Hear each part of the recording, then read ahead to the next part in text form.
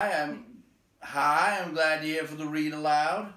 This will be the last chapter this year. We're going to finish chapter 5. Believe it or not, that's what we usually are on pace for, so that's pretty good. It'll be the last week, Wednesday Read Aloud we do before the holidays. So from myself and my family, we want to wish you happy holidays. I know, have a happy, safe holidays. Weird year this year, so just stay safe for each other. And we can't wait to see you in the new year. And hopefully 2021 will be much better and we'll all have regular school soon. My son Connor has a little guy to show you. Hello, precious. Yes. We will play a game of riddles. And if you lose, I will eat it whole. Yes, precious. Got it. All right, good job, Connor. Yes, And hopefully later today we'll be doing our Christmas Carol because we did it last week, which was today for me, and it was really good. So I know we got some good actors. Hopefully we'll have another one later today. All right, guys. And we left off where Bilbo wins the game, but now he's not so sure if Gollum's going to hold his promise and show him the way out.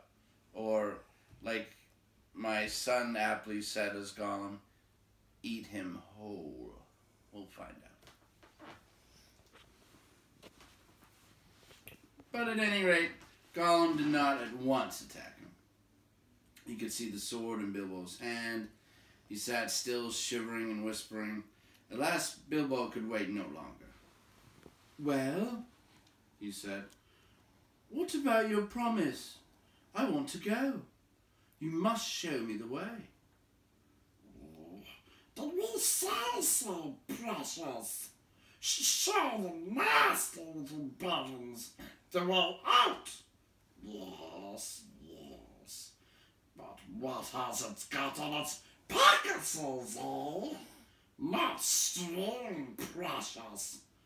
But not nothing. Oh, no."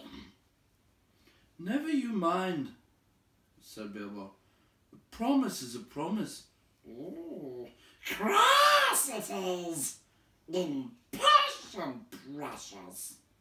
hissed Gollum. "Oh, but it must wait. Yes, it must. We must go up the tunnel, so hasty. We must go and get some things first. Yes, things to help us." "Well, hurry up," said Bilbo, relieved to think of Gollum going away. I thought he was just making an excuse and did not mean to come back. What was Gollum talking about? What useful thing could he keep out on the dark lake? But he was wrong. Gollum did mean to come back.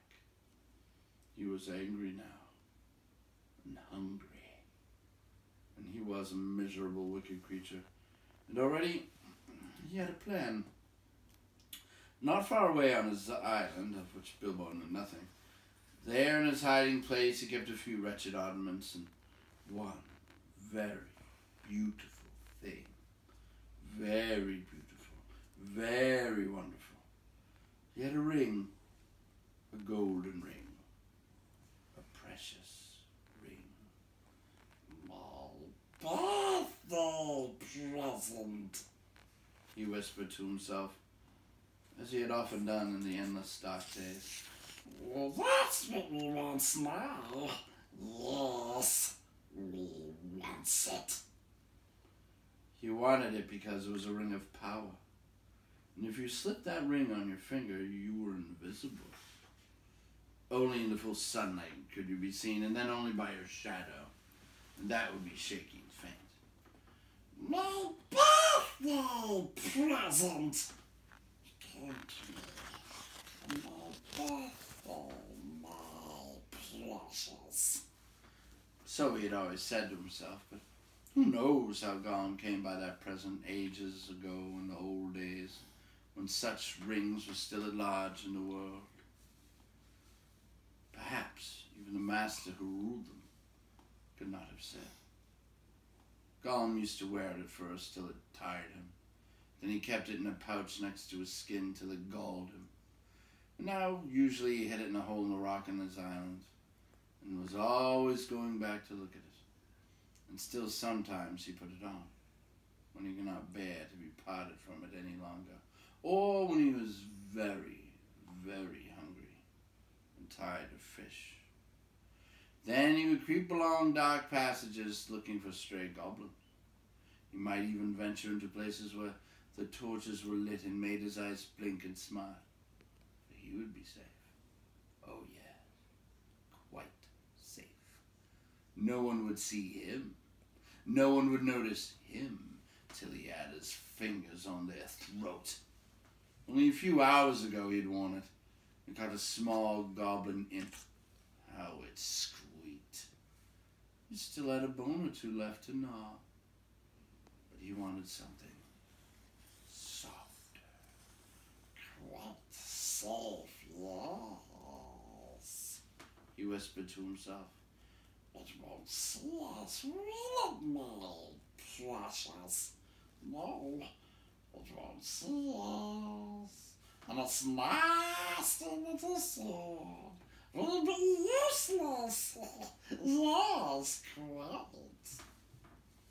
That is what was in his wicked little mind, as he slipped suddenly from Bilbo's side and flacked back to his boat and went off into the dark. Bilbo thought he had heard the last of him. Still he waited a while, for he had no idea how to find his way out alone. Suddenly he heard a screech. It sent a shiver down his back. Gollum was cursing and wailing away in the gloom, not very far off by the sound of it. He was on his island, scrabbling here and there, searching and seeking in vain. Ah! Where is it? Where is it? Bilbo heard him crying. Yes, it is my precious. Yes, lost. Curses, precious, man. My precious is lost. What's the matter? Bilbo called. What have you lost? It mustn't ask us, Shrieked Gollum. not its business. No, no. It's lost.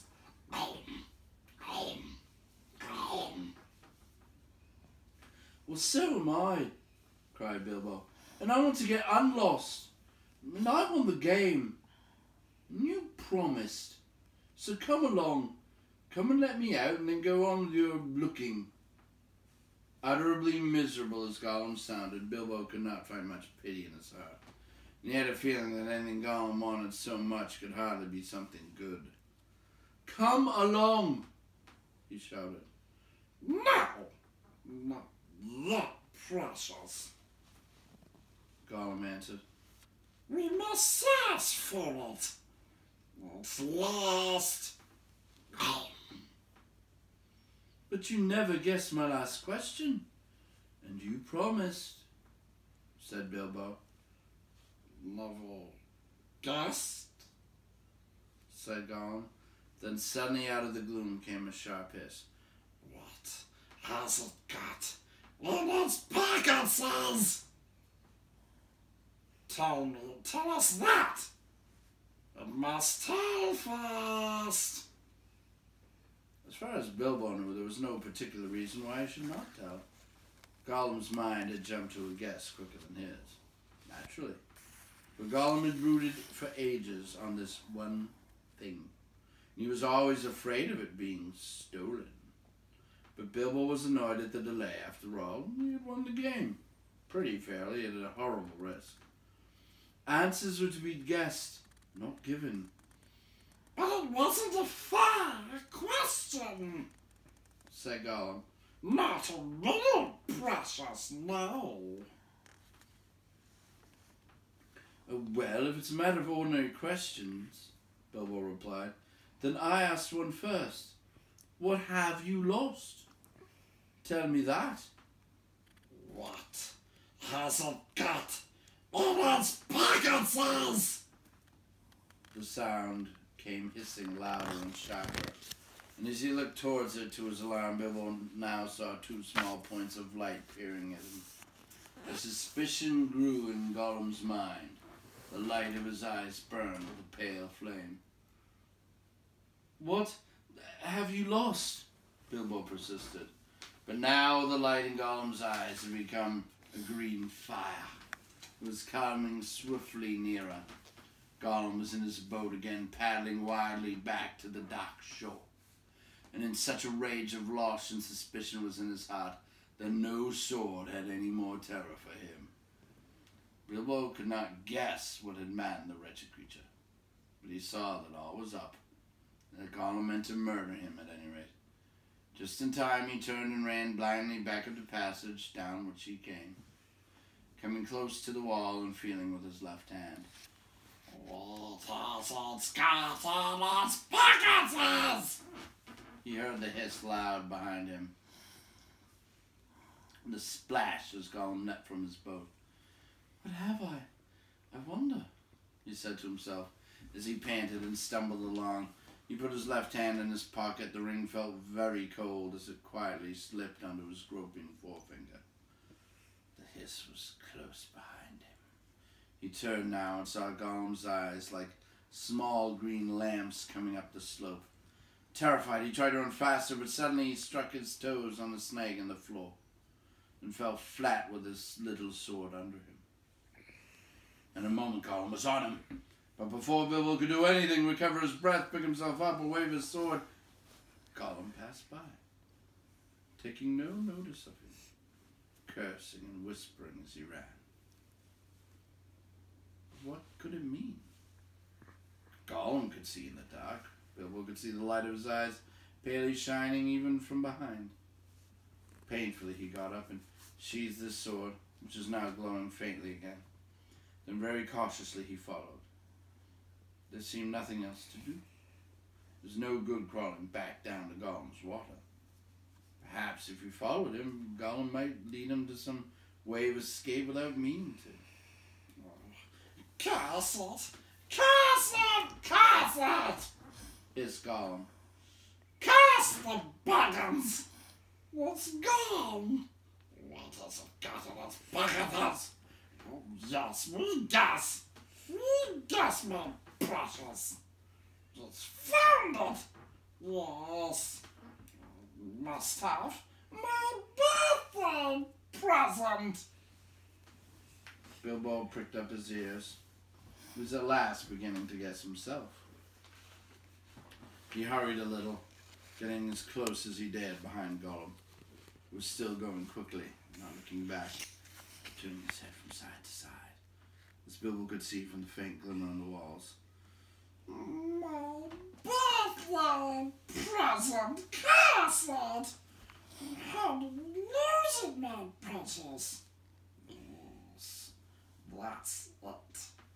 When we came this way last, when we twisted that nasty young squeaker, that's it! Curse it! It slipped from us after all these ages and ages. It's gone! Suddenly Gollum sat down and began to weep. A whistling and gurgling sound horrible to listen to. Bilbo halted and flattened himself against the tunnel wall. After a while, Gollum stopped weeping and began to talk. He seemed to be having an argument with himself. It's no good going back there to search, no. It doesn't remember all the places we visited. And it's no use. The Bilkins has got it in its pockets. The nasty Moser has found it, he says. Guesses, precious. Only guesses. We can't know till we find the nasty creature and squeezes it. But But it doesn't know what the present can do, does it? It'll just keep it in its pocket cells. It doesn't know. It can't go far. It's lost itself. The nasty nosy thing. It doesn't know the way out. It said so. It said so, yes. But it's tricksy. It doesn't say what it means. It won't say what it's got in its pockets is. It knows. It knows a way in. It must know a way out, yes. It's off to the back door. To the back door. That's it. The goblins will catch it then. It can't get out of that wall process. Yes, Gollum. Goblins is nice. But if it's got the present, a precious present, then goblins will get it. They'll find it. They'll find out what it does. We shan't ever be safe again. Never, Gollum. Well, the goblins will put it on, and then no one will see him. He'll be there, but not be seen. Not even our clever eyes will not be seen. No, he'll come creepsy and tricksy and catch us.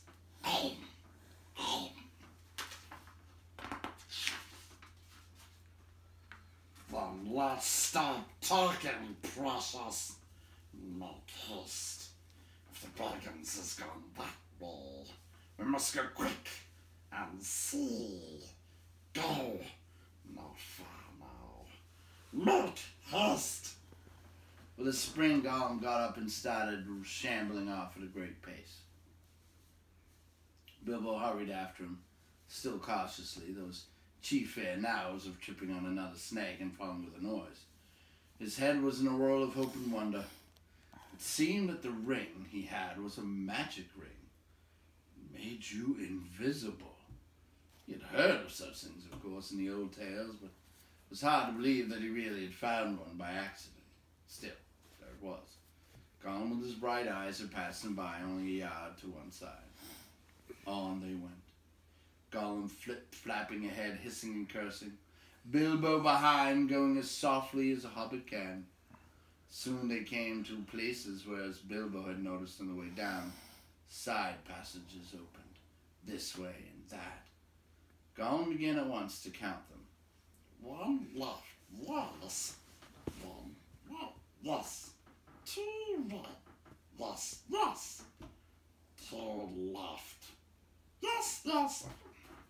And so on and on. As the count grew, he slowed down and he began to get shaky and weepy. For he was leaving the water further and further behind. He was getting afraid. Goblins might be about and he had lost his ring. At last he stopped by a low opening on their left as they went up. 7 right, yes. 6 left, yes. He whispered. This is it. This is the way to the back door, yes. Here's the passage. He peered in and shrank back. But we dasn't go in, precious, no, we dasn't.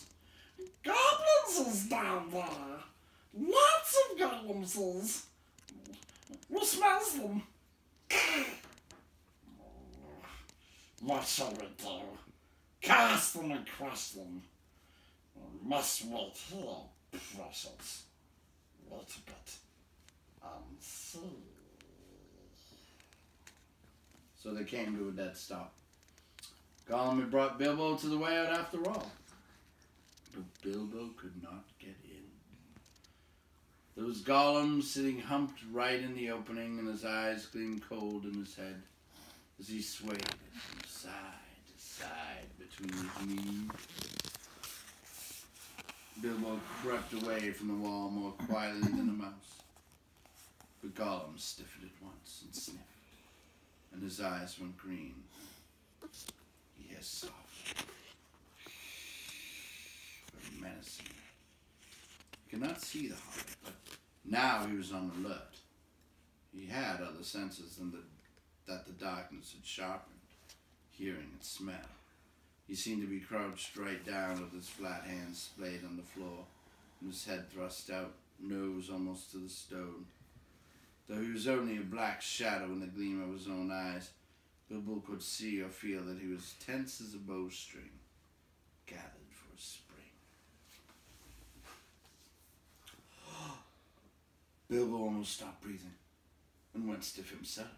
He was desperate.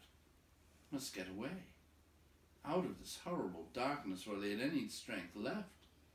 He must fight. He must stab the foul thing, put its eyes out, kill it. Meant to kill him. No, not a fair fight. He was invisible now. Gollum had no sword. Gollum had not actually threatened to kill him or tried to yet, and he was miserable, alone, lost. Sudden understanding, a pity mixed with horror, welled up in Bilbo's heart. A glimpse of endless unmarked days without light or hope of betterment. Hard stone, cold fish, sneaking and whispering. All these thoughts passed in a flash of a second. He trembled. And then quite suddenly, in another flash, as if lifted by a new strength and resolve, he leaped. No great leap for a man, but a leap in the dark. Straight over Gollum's head he jumped, 7 feet forward and 3 in the air. Indeed, had he known it, he only just missed cracking his skull on the low arch of the passage. Gollum threw himself backwards and grabbed as the hobbit flew over him, but too late. His hand snapped on thin air, and Bilbo, falling fair on his sturdy feet, sped off down the new tunnel. He did not turn to see what Gollum was doing. There was a hissing and a cursing almost at his heels at first, then it stopped. All at once, there came a blood-curdling shriek, filled with hatred and despair. Gollum was defeated. He dared go no further. He had lost his prey, and lost too the only thing he had ever cared for, his precious. The cry brought Bilbo's heart to his mouth, but still he held on. Now faint as an echo, but menacing, the voice came behind. Thief! Thief! Thief! Bargains! We hate it! We hate it! We hate it forever! Then there was a silence. But that too seemed menacing to Bilbo. If goblins are so near that he smelt them, he thought, then they'll have heard us shrieking and cursing. Careful now, or this way will lead you to worse things. The passage was low and roughly made. It was not too difficult for the hobbit, except when, in spite of all care, he stubbed his poor toes again, several times on nasty, jagged stones in the floor. A bit low for goblins. These were the big ones, thought Bilbo, not knowing that even the big ones, the orcs of the mountains, go along at a great speed, stooping low with their hands almost on the ground. Soon the passage that had been sloping down began to go up again, and after a while it climbed steeply. That slowed Bilbo down. At last the slope stopped and the passage turned a corner and dipped down again. And there, at the bottom of a short incline, he saw, filtering around another corner, a glimpse of light. Not red light, as of a fire or lantern, but a pale out-of-doors sort of light. Then Bilbo began to run. Scuttling as fast as his legs would carry him, he turned the last corner and came suddenly right into an open space, where the light, after all that time in the dark, seemed dazzlingly bright. Really, it was only a leak of sunshine through a doorway. where a great door, a stone door, was left standing open. Bilbo blinked, and then suddenly he saw the goblins. Goblins in full armor with drawn swords sitting just inside the door and watching it with wide eyes and watching the passage that led to it. They were aroused, alert, ready for anything. They saw him sooner than he saw them. Yes, they saw him. There was an accident or last trick of the ring before it took a new master. It was not on his finger. With yells of delight, the goblins rushed upon him. Pang of fear and loss, like an echo of Gollum's misery, smote Bilbo. And forgetting even to draw his sword, he stuck his hands into his pockets, and there was the ring still, in his left pocket. It had slipped, and it slipped on his finger. The goblins stopped short. They could not see a sign of him. He had vanished. They yelled twice as loud as before, but not so delightedly. "Where is it?" they cried. Get up the passage! Some shouted. "This way!" Some yelled. That way! Others yelled. "Look out for the door!" bellowed the captain. Whistles blew, armor clashed, swords rattled, goblins cursed and swore and ran hither and thither, falling over one another and getting very angry. There was a terrible outcry, to-do and disturbance. Bilbo was dreadfully afraid, but he had the sense to understand what had happened and to sneak behind a big barrel which held drink for the goblin guards and so get out of the way and avoid being bumped into, trampled to death, or caught by fear. "I must get to the door. I must get to the door," he kept on saying to himself. But it was a long time before he ventured to try. Then it was like a horrible game of blind man's buff. The place was full of goblins running about, and poor little goblins dodged this way and that. It was knocked over by a goblin who could not make out what he had bumped into, scrambled away on all fours, slipped between the legs of the captain, just in time, got up, and ran for the door. It was still ajar. But a goblin had pushed it nearly too. Bilbo struggled, but he could not move it. He tried to squeeze through the crack. He squeezed and he squeezed and he stuck. It was awful. His buttons had got wedged on the edge of the door and the doorpost. He could see outside into the open air. There were a few steps running down into a narrow valley between tall mountains. The sun came out from behind a cloud and shone bright on the outside of the door. But he could not get through. Suddenly, one of the goblins inside shouted, There! There's a shadow by the door! "Something is outside." Bilbo's heart jumped into his mouth. He gave a terrific squirm. Buttons burst off in all directions. He was through, with a torn coat and waistcoat, leaping down the steps like a goat, while bewildered goblins were still picking up his nice brass buttons on the door. Of course, they soon came down after him, hooting and hallooing and hunting among the trees. But they don't like the sun. It makes their legs wobble and their heads giddy. They could not find Bilbo with the ring on, slipping in and out of the shadows of the trees, running quick and quiet, and keeping out of the sun.